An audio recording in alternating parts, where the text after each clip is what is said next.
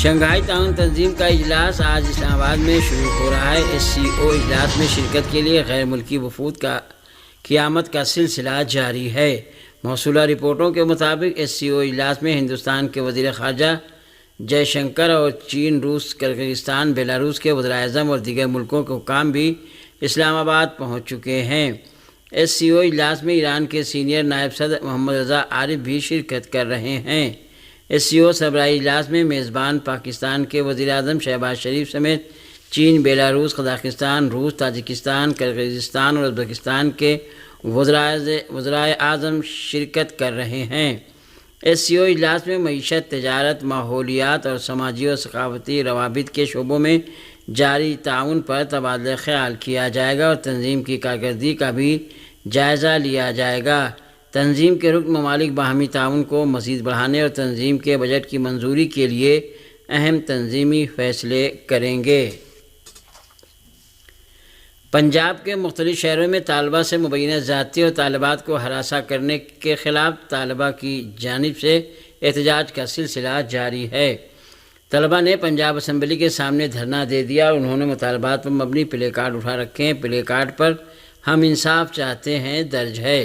احتجاج کرنے والوں میں گورنمنٹ کالج، یونیورسٹی اور نجی کالج کے سابق طالب علم بھی شامل ہیں۔ چیرنگ کراس مال روڈ پر پنجاب اسمبلی کے سامنے پولیس کی بھاری نفری موجود ہے۔ ادھر جہانیہ اور ملتان میں بھی طلبہ نے احتجاجی جلوس نکالے۔ ملتان میں بوسن روڈ پر کالج کے طلبہ نے کالج میں توڑ پھوڑ کی اور فرنیچر کو نقصان پہنچایا، جس پر پولیس نے لاٹھی چارج کر کے کئی طلبہ کو حراست میں لے لیا۔ دوسری جانب ظفروال میں طلبہ نے چوک پر ٹائر جلا کر ٹریفک بند کر دیا۔ واضح ہے کہ لاہور کے نجی college Punjab group of college PGC میں طالبہ سے مبینہ زیادتی کی تاحال تصدیق نہیں ہو سکی، جبکہ پنجاب کی وزیر اعلیٰ مریم نواز نے ایک تحقیقاتی ٹیم بھی تشکیل دینے کا اعلان کیا ہے۔ کل بھی بڑی تعداد میں طلبہ نے مبینہ زیادتی کے خلاف احتجاج کیا، جو تصادم میں بدل گیا، جس کے دوران 24 طلبہ اور 4 پولیس اہلکار زخمی ہو گئے۔ DIG آپریشنز فیصل کامران نے لاہور میں پریس کانفرنس کرتے ہوئے دعویٰ کیا ہے کہ نجی کالج میں طالبہ سے مبینہ زیادتی کی خبر سوشل میڈیا پر وائرل ہوئی، جس پر پولیس نے فوری ایکشن لیا اور ملزم سیکورٹی گارڈ کو فوری حراست میں لیا۔ پولیس حراست میں موجود سیکورٹی گارڈ واقعے سے انکاری ہے، تاہم واقعے کی تابحال تصدیق نہیں ہو سکی ہے۔ لبنان کی تحریک استقامت نے حیفا پر 2 بیلسٹک میزائل فائر کیے جانے کی خبر دی ہے۔ حزب اللہ لبنان نے آج مقبوضہ علاقوں میں سینی فوجی ٹھکانوں پر جوابی حملوں کا سلسلہ مزید تیز کرتے ہوئے بیلسٹک میزائل فائر کیے، جس کے نتیجے میں لاکھوں غاصب سینی پناہ گاہوں میں پناہ لینے پر مجبور ہو گئے۔ لبنان کی تحریک استقامت کے میزائل حملوں کے بعد مختلف مقبوضہ علاقوں میں خطرے کے سائرن بجنے لگے اور غاصب صہیونیوں پر خوف و ہراس طاری ہو گیا۔ حزب اللہ لبنان نے اعلان کیا ہے کہ مقبوضہ علاقوں میں سینی فوجی ٹھکانوں پر 5 کارروائیاں کی گئیں۔ یہ کارروائیاں سینی جارحیت کے جواب میں لبنان و فلسطینی قوم کے دفاع اور حمایت میں کی گئیں اور سینی فوجی چھاؤنی کو بھی نشانہ بنایا گیا۔ غزہ میں وحشیانہ سینی جارحیت میں شہید ہونے والے فلسطینیوں کی تعداد بڑھ کر 33 ہو گئی ہے۔ غزہ میں سینی جارحیت کے نتیجے میں آج صبح سے اب تک 33 فلسطینی شہید ہو چکے ہیں۔ غزہ کے جنوب مشرق میں واقع زیتون نامی علاقے میں صلاح الدین مسجد کے احاطے میں سینی بمباری میں 3 افراد شہید اور 6 دیگر زخمی ہوئے۔ فلسطینی ذرائع کا کہنا ہے کہ غاصب سینی حکومت نے غزہ کے جنوب میں واقع رفح کے مشرقی اور مرکزی علاقے کو بھی وحشیانہ جارحیت کا نشانہ بنایا۔ غاصب سینی حکومت کے جنگی طیاروں نے خان یونس کے مشرق میں الفخاری کے علاقے کو بھی اپنے حملے کا نشانہ بنایا، دسیوں فلسطینیوں کو خاک و خون میں غلطہ کر دیا۔ امریکی طبی عملے کے افراد نے جو غزہ کے اسپتالوں میں بیماروں اور مریضوں نیز زخمیوں کا علاج و معالجہ کر رہے ہیں، غزہ کے عام شہریوں کے خلاف وحشیانہ ترین سینی جرائم کو بے نقاب کیا ہے۔ بے ہوشی کی ڈاکٹر ندا فلاح نے، جن کی عمر 42 برس ہے، جو اوہایو کی رہنے والی ہے، کہا ہے کہ غذائی اشیاء کی قلت کے دوران انہوں نے ایسے بیماروں کو دیکھا کہ جو ہڈی کا ڈھانچہ بنے ہوئے تھے اور جن کی حالت دیکھ کر نازی کیمپوں کی صورتحال تازہ ہو جا رہی تھی۔ 57 سالہ بچوں کی دیکھ بھال کرنے والی کمپوڈرا سما تاہا کا بھی کہنا ہے کہ بچوں کے اسپیشل وارڈ کے بچے معیاری وزن سے اتنا کم تھے کہ ان کو پہچاننا تک بہت مشکل تھا اور جنگ سے پہلے کے مقابلے میں ان کا وزن نصف تک کم ہو چکا تھا۔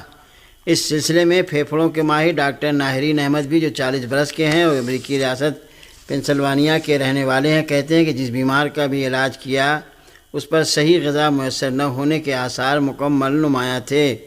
جنوبی کیرولینا کے 40 سالہ نیورو سرجن اور اسپیشلسٹ مائک مالا بھی کہتے ہیں کہ انہوں نے جتنے بھی مریضوں کو دیکھا وہ غذائی قلت کی علامات سے دوچار تھے۔ مقبوضہ فلسطین میں بڑھتی ہوئی بدامنی کے پیش نظر آسٹریلیا نے اپنے شہریوں سے فوری اسرائیل سے نکل جانے کو کہا ہے۔ آسٹریلیا کے وزیر خارجہ پینی وونگ نے کہا کہ کینبرا کو اسرائیل اور مقبوضہ فلسطین کے علاقوں میں ممکنہ طور پر تیزی سے صورتحال کے ابتر ہونے پر شدید تشویش لاحق ہے۔ انہوں نے ایک پیج پر لکھا کہ آسٹریلوی باشندے جو اسرائیل میں ہیں وہ جلد از جلد اسرائیل کو ترک کر دیں۔ کینبرا حکومت سے وابستہ ادارے نے بھی کہا ہے کہ آسٹریلیا کے باشندے مقبوضہ علاقوں میں بڑھتی ہوئی بدامنی اور جنگ کی صورتحال میں وہاں کا سفر نہ کریں۔ اس ادارے نے کہا کہ آسٹریلیا کے لوگ ضرورت پڑنے کی صورت میں مقبوضہ علاقوں کے اپنے دورے کے بارے میں نظر ثانی کریں اور اگر وہاں موجود ہیں تو وہاں رکنے کے بارے میں بھی نظر ثانی کریں اور جب تک محفوظ ہیں وہاں سے نکل آئیں۔ قطر کے امیر نے غزہ اور لبنان میں جنگ بندی کا مطالبہ کرتے ہوئے کہا ہے کہ فلسطین کا مسئلہ بدستور دوحہ کی ترجیحات میں شامل ہے۔ شیخ تمیم بن حمد آل ثانی نے ایک تقریر میں اس بات کا ذکر کرتے ہوئے کہ وہ غزہ اور لبنان میں جنگ بندی کے خواہاں ہیں کہا کہ ہم عالمی برادری سے مطالبہ کرتے ہیں کہ وہ فلسطینی عوام پر صہیونی مظالم بند کرانے کے لیے ٹھوس قدم اٹھائیں۔ قطر کے امیر نے کہا کہ صہیونی دشمن نے جان بوجھ کر اپنے پہلے سے طے شدہ منصوبوں پر عمل درآمد کرتے ہوئے غرب اردن اور لبنان تک جنگ کا دائرہ وسیع کیا ہے۔ انہوں نے کہا کہ لبنان کی سرحد پر کشیدگی میں اضافے کی روک تھام کا واحد راستہ غزہ میں صہیونی حکومت کے ہاتھوں فلسطینی عوام کی نسل کشی کی روک تھام کرنا ہے۔ قطر کے امیر نے کہا کہ فلسطینی قوم کی جو اپنی سرزمین میں ثابت قدم ہے اور ڈٹ کر مقابلہ کر رہی ہے اس کے خلاف جنگ و تباہی کا کوئی نتیجہ نہیں نکلے گا۔ انہوں نے کہا کہ ہم جنگ بندی کے سلسلے میں اپنی بھرپور توانائی بروئے کار لا رہے ہیں۔ اور سامعین، اسی کے ایران کی سپاہ پاسداران انقلاب اسلامی کی قدس فورس کے کمانڈر جنرل قاانی نے ملک کے اعلیٰ سول اور فوجی عہدیداروں کے ہمراہ تہران میں شہید جنرل عباس نیر فروشان کی تشییع جنازہ میں شرکت کی، جس کے بعد سپاہ قدس کے کمانڈر کے بارے میں صہیونی مغربی میڈیا کے سبھی بے بنیاد پروپیگنڈوں کی حقیقت سامنے آ گئی، انہیں ایک بار پھر بڑی رسوائی کا سامنا کرنا پڑا۔ لبنان میں اسلامی جمہوریہ ایران کے فوجی مشیر میجر جنرل شہید عباس نیر فروشان کا جنازہ آج منگل کو تہران کے مہرآباد ایئرپورٹ پہنچا۔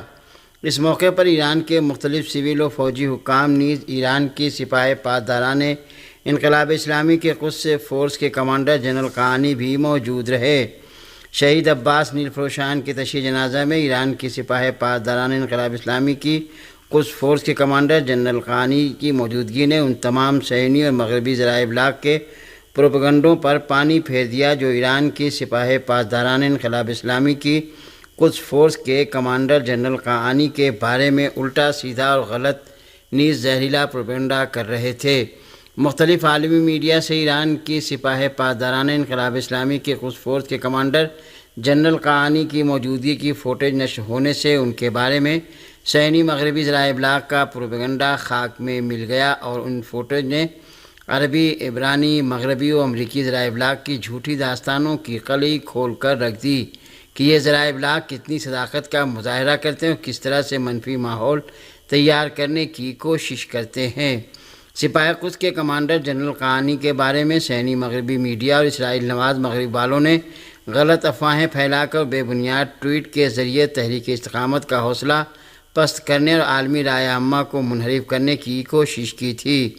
تہران میں المیادین ٹی وی کے نامہ نگار نے لبنان میں اسلامی جمہوریہ ایران کے فوجی مشیر میجر جنرل شہید عباس نیر فروشان کا جنازہ جب آج تہران کے مہرآباد ایئرپورٹ پہنچا تو کہا کہ ایران کے ٹی وی چینلوں نے اس منظر کی براہ راست عکاسی کی کہ جہاں قدس فورس کے کمانڈر قاانی بھی موجود تھے اور ان کی موجودگی نے ایک ہی لمحے میں دشمنوں اور دشمنوں کے زیر اثر کام کرنے والے ٹی وی چینلوں اور سوشل میڈیا پر سرگرم کرائے کے لوگوں کی ماہیت کو برملا کر دیا۔